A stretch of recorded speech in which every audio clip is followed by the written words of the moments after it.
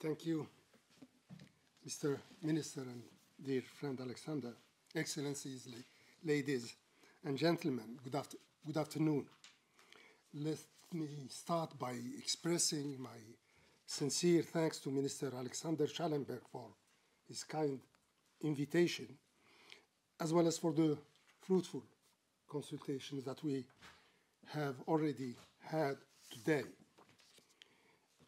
It is for me a great pleasure and distinct honor to undertake this official visit, which bears witness to our willingness and to our commitment to preserve and further nurture the historic relations between our two countries. Austria has always been and continues to be one of our privileged partners due to our bonds of cooperation that are deeply rooted in a solid ground of trust, confidence, and shared interests. Given its central position in the European continent, its active role within the European Union, as well as its pivotal place in the world of multilateral diplomacy, as a host of the Vienna chapter of the United Nations, and to other important international organizations, Austria has always had a very specific position in Algeria's partnerships. 2 years ago, we have celebrated the 60th anniversary since the establishment of the diplomatic relations between our two countries. Today, we are thoroughly reviewing the state of these relations and explore possibilities and the opportunities for achieving higher levels of economic cooperation and political coordination. We both agree, I think, that the current levels of trade and investment between our two countries do not really reflect the huge potential that exists for partnership and cooperation. In this regard, I briefed Minister Alexander Schallenberg on the process of economic renewal that Algeria is currently going through under the leadership of the President of the Republic, Mr. Abdelmajid Tebboune. A process that has created enormous opportunities in many areas that we both consider as priority areas for our bilateral cooperation. This includes notably the fields of renewable energies, agriculture, railways, industries, water resources, pharmaceutical, and many other sectors in which my country has recently launched structural projects that can be promoted jointly with our Austrian partner. In this context, our two countries have embarked together with Italy, as you have mentioned, and Germany on an ambitious project for the development, transport, and marketing of green hydrogen.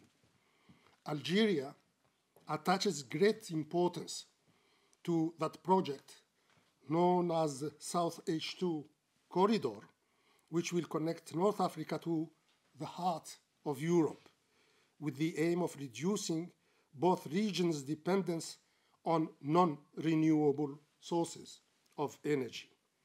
We both express satisfaction at the agreement reached recently between our two departments in charge of energy to conclude a memorandum of understanding on renewable energies that will undoubtedly open new prospects for our political cooperation in this area.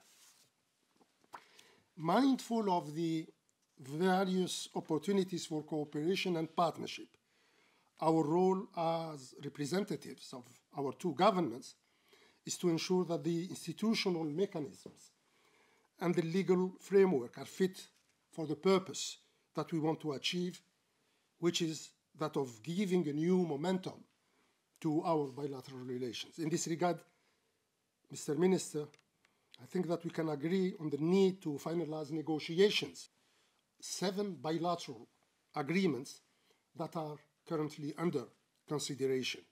We have also envisaged the importance of activating the Joint Business Council, which we hope will be the driving force in enhancing the economic cooperation between Algeria and Austria.